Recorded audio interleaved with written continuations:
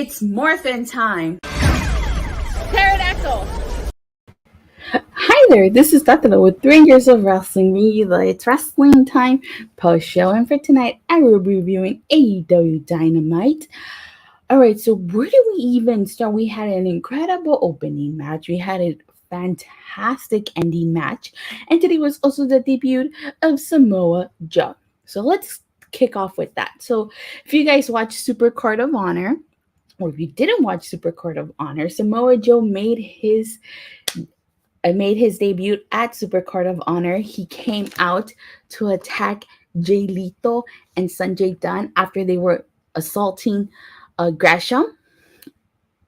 And so they announced that he would be on Dynamite tonight.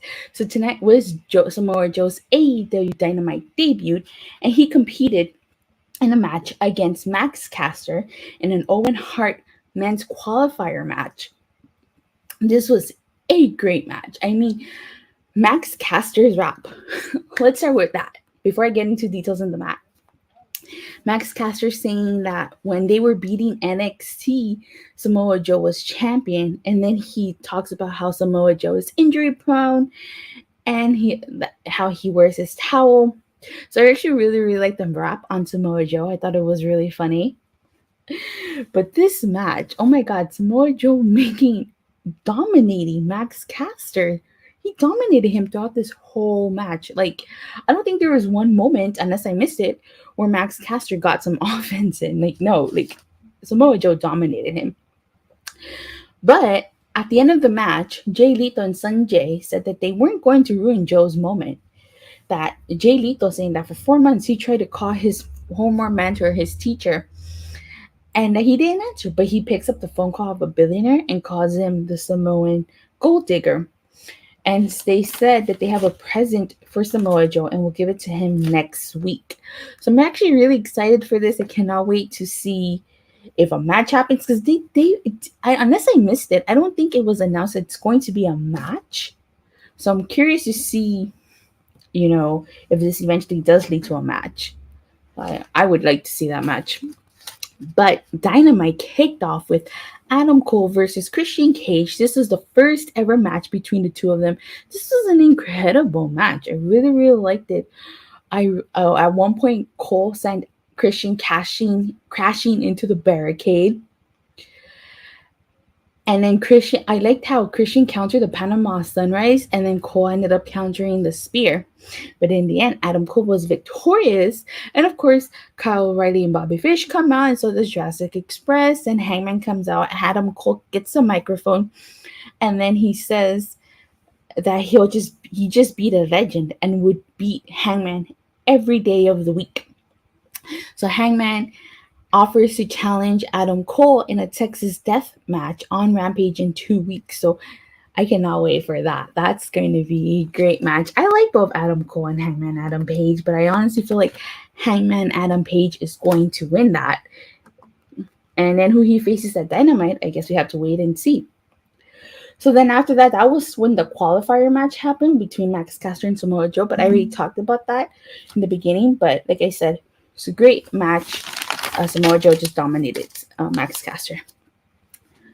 Then we get a backstage segment with William Regal and the Blackpool Combat Club saying that Regal's going to feel sorry for Trent because he's facing Daniel Bryan, and Moxley will face Wheeler. So then after this, we get the Shawn Spears versus Captain Shawn Dean. So Shawn versus Shawn.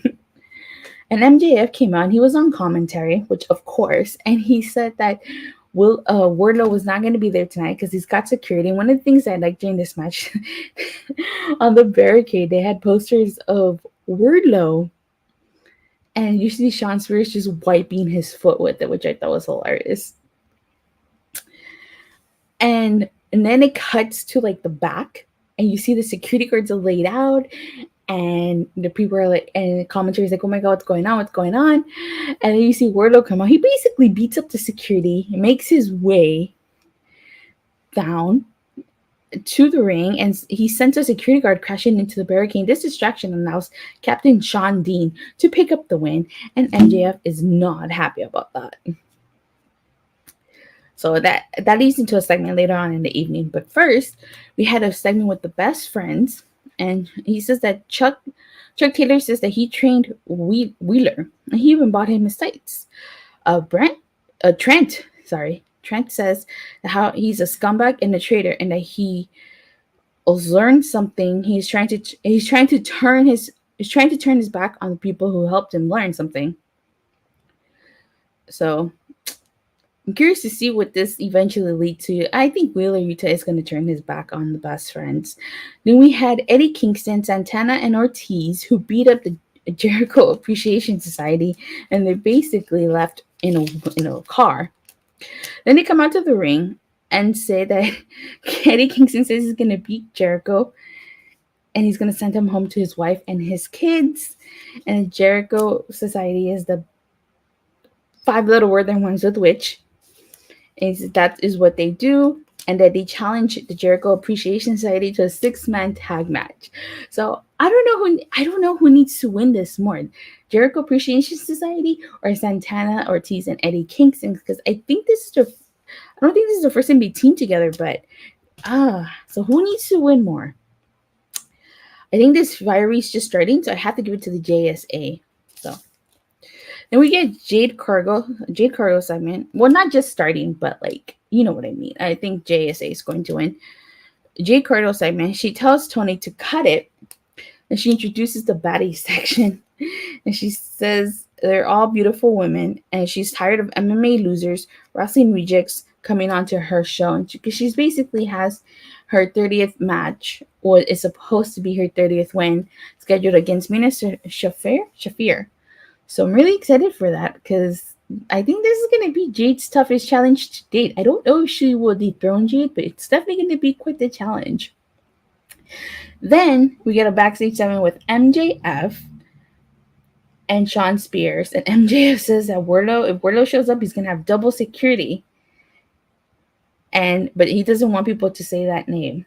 All right. So then we get a tables match between the Butcher and the Blade and the Hardys. So this match, of course, as we all know, the Hardy Boys are no strangers to tables matches. They've been in multiple table matches, multiple ladder matches, TLC matches. And this was, pardon me, this was, it wasn't a bad match, but it was an okay match, I would have to say, because the rules weren't explained correctly. Like, okay, so the Blade went through a table. I think Jeff Hardy ducked, and the Blade ended up going to the table, but it says it didn't count. He didn't eliminate himself. Then Jeff Hardy got eliminated, but it was a no DQ match, so he didn't have to leave. Matt Hardy put the Butcher through a table, which allowed the Butcher to get eliminated, but he doesn't leave. So the Blade shoves Matt into the barricade. And again, they explained that it's a no DQ, so Jeff can go after the Butcher.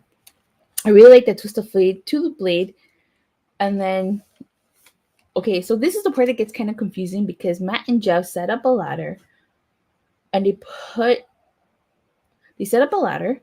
Oh no, they get a ladder and they hit the Butcher with it. Luckily, he didn't end up like poor Joey Mercury, and then he gets his twist of fate. And then they set up like a ladder, and they put 2 tables, and then they put Blade, and Jeff Hardy does the swanton, allowing the Hardy Boys to win. So I don't get how Jeff Hardy could still do that if he got eliminated from this match.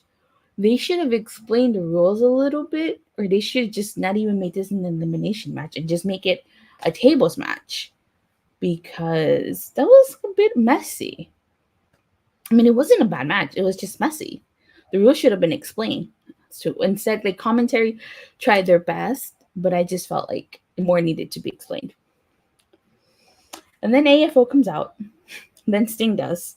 Andrade is throwing the bunny in front of him to stop Sting from attacking him. And then they slowly leave. Then we get a backstage segment with Jurassic Express. And before they can say anything, Christian ends up leaving. Jungle Boy says that things are determined by a ranking system. And then he challenges Kyle O'Reilly and Bobby Fish for the tag and puts his tag titles on the line. I didn't know they could do that. huh, I guess. Doesn't make sense. Then we get a backstage segment with Jamie Hayter and Tony Storm. And Hayter just says that she wants to meet up with Tony Storm in the tournament. And Tony extends her hand and Hayter slaps it. So I'm actually pretty curious. I hope they do meet up. I would love to see a match between them. It's a battle of the accents, so to speak. Well, I definitely would like to see a match between the two of them. So fingers crossed, and hopefully they meet up. Then we get the Owen Hart Foundation Women's Qualifier. It's Hikaru Shida versus Julia Hart. And Julia Hart, I guess she's gonna turn heel because she gave Shida a kick to the back at the start, before the start of the match, and then she sent the Varsity Blondes to the back. I like how Shida did that drop kick off the table, and Julia gouging Shida's eyes. Now it's been like ever since she got that mist sprayed onto her, she hasn't been the same. So maybe she's gonna eventually turn and join the House of Black. Who knows? But Hikaru Shida ended up winning this, and then Serena Deeb came out with the chair, and Shida had a kendo stick, and they were both kind of like this. They did that twice, and then they kind of just stopped, and then Serena Deeb ended up leaving. So I don't know why the rivalry isn't over. I guess because Hikaru Shida had to like go back to Japan, so he halted the rivalry, and now we're back at it. But we should have had the main match already between them, because what happened to the Professor's 5-minute challenge? So what, after the rivalry's over, is Serena Deeb gonna go back to doing that? Like, what happened? And I guess I don't know why she had to go back to Japan, but honestly, we should have moved past this feud already. And if Serena Deeb is not in this tournament, then I really have no idea who would win, because I personally would want Serena Deeb to win in this match, to win this tournament, because she's a professor of wrestling. So that's just me. Then we got the Swerve Strickland segment. He says that it's not over between him, Powerhouse Hobbs, Lee, and Ricky Starks.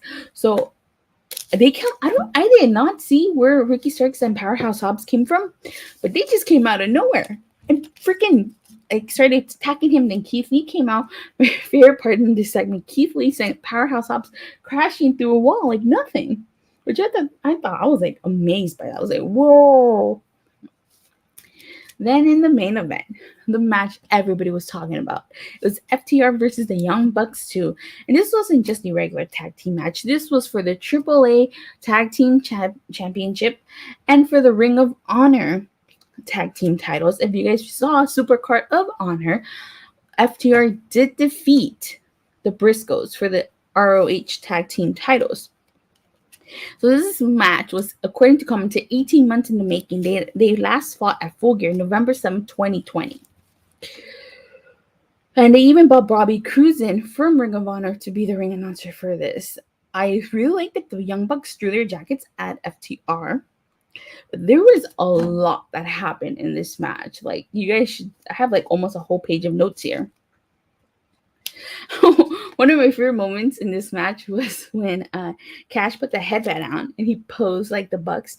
Kind of like how, if you guys have been following, if you guys have seen, there was a dark show, a dark match this past week on Raw, where Kevin Owens, he did the super kick to Cody Rhodes and he posed like the Young Bucks. So I thought that was funny. And Cash Wheeler did it here too. So it was fun. And then Nick Jackson threw his headband to Dax, and Dax took it and put it in his trunks. All right. So I like how Matt cheap shot at Cash, and then Dax cheap shot at Nick. And then all four men ended up in the ring together. I really like the double maneuvers that it did. So there was the double hip toss, the double drop kick, the double sharpshooter. I really like those. I thought that was really cool. Of course, Matt Jackson gouging Cash's eyes to get out of the double sharpshooter. I like that Dax and Matt Jackson went back and forth on the pins. And Dax with that superplex to Matt Jackson. There was another instance where Nick, he hid behind the ref, like he grabbed the ref, and Matt, like, just gave a lobo to Cash. And I thought it was over. I seriously thought that's when the match was over, but I was wrong because he still kicked out of that. Bucks, the Young Bucks, adding insult to injury by doing the big rig on Cash, and he kicks out. Like, that for me was kind of like, oh my God. Like, I really thought they had it. And then you can see Nick Jackson grab one of the ROH belts, and he's like on the outside playing tug of war with Dax, and the ref doesn't see, and Nick Jackson hits Cash with the belt, and you think the match is over, but it's not. Like, he ends up kicking out, and I'm just like, how did he kick out of that? And so here's where things get interesting. So they do the BTE trigger on Cash.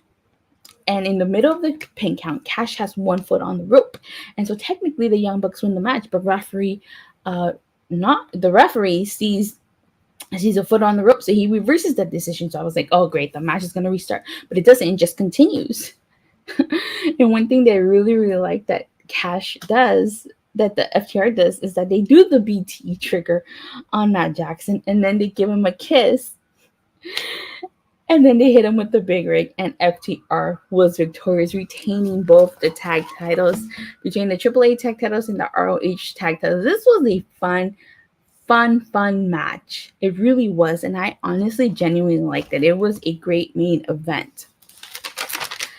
But as far as the overall rating for tonight's show, I give it an 8 out of 10. Just because of that tables match. I feel like they should have explained the rules of the tables match a little bit better, especially because, like I said, how does the Hardy Boys win when Jeff Hardy is technically eliminated from the match? So if they had to explain that better, it would have been probably a Ty Dillinger, a perfect 10. But nevertheless, thank you guys all so much for watching, and please don't forget to like and subscribe, and make sure you hit that bell so you get notified whenever I go live or release a new video. And as for tomorrow, I don't think there's a brand new episode of Impact tomorrow. I think it's just going to be a recap of the multiverse of matches. So if that's the case, I'll see you guys on Friday after AEW Dynamite. I hope you guys have a great night. See you guys later. Bye.